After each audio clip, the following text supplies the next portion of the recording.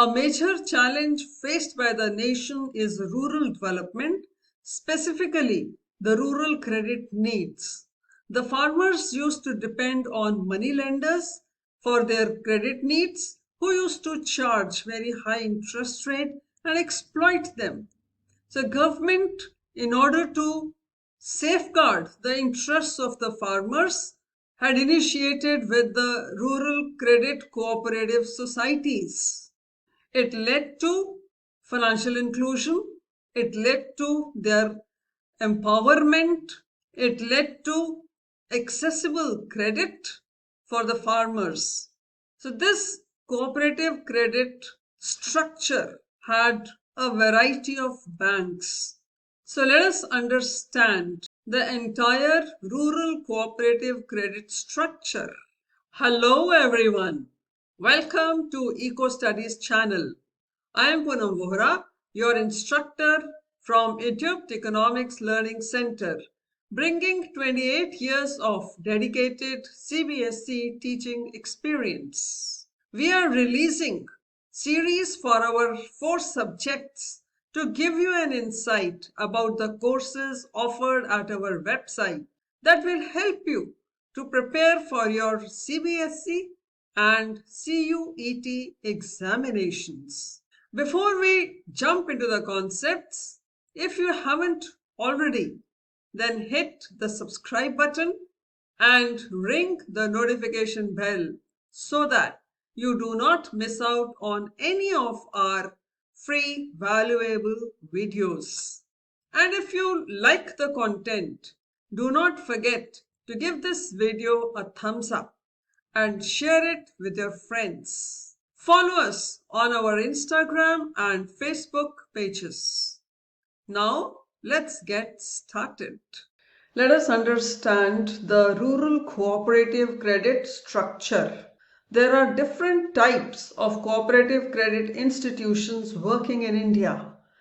These institutions are categorized as agricultural and non-agricultural.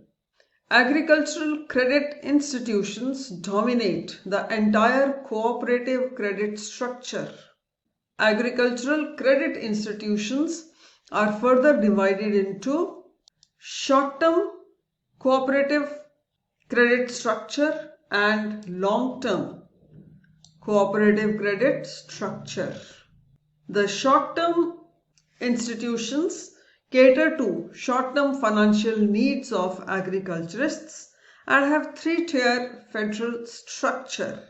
At the apex, there is state cooperative banks. In each state, at the district level, there are central cooperative banks.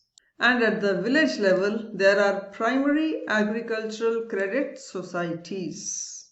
Long-term credit is provided by the state cooperative agricultural land development banks and primary cooperative agricultural land development banks.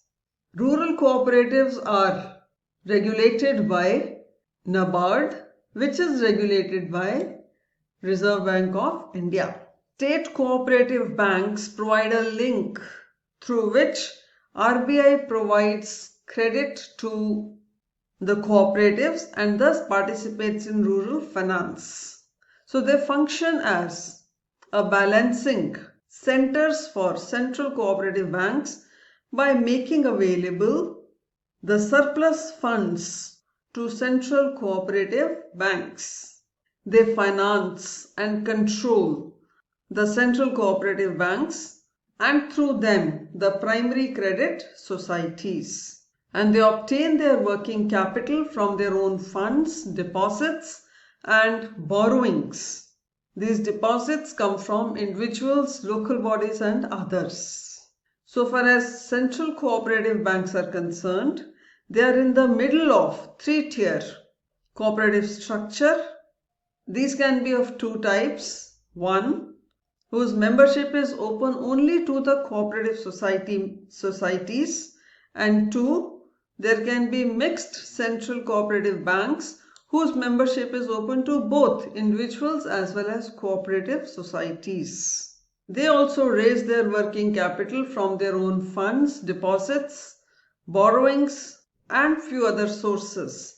But the main distressing feature here is heavy and increasing overdue loans. Then primary agricultural credit societies form the basis of the cooperative credit structure. It is a village level institution which directly deals with rural people.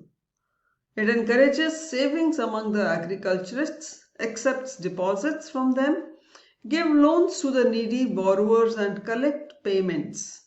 So it is a link between the ultimate borrowers, that is rural people on one hand, and the higher agencies, that is central cooperative banks or state cooperative banks or NABARD on the other hand.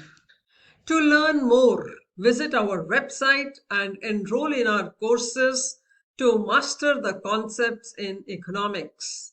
You will find more than 300 lecture videos aligned with the latest recommendations of CBSE curriculum. And with our current introductory offer, you can enroll in each of the course for just rupees 999. So seize the opportunity and join before the introductory offer expires and score high grades in CBSE examination as well as in CUET entrance examination. Like, share and subscribe to Eco Studies channel. Also drop a comment. See you in the next session for another concept. Thank you.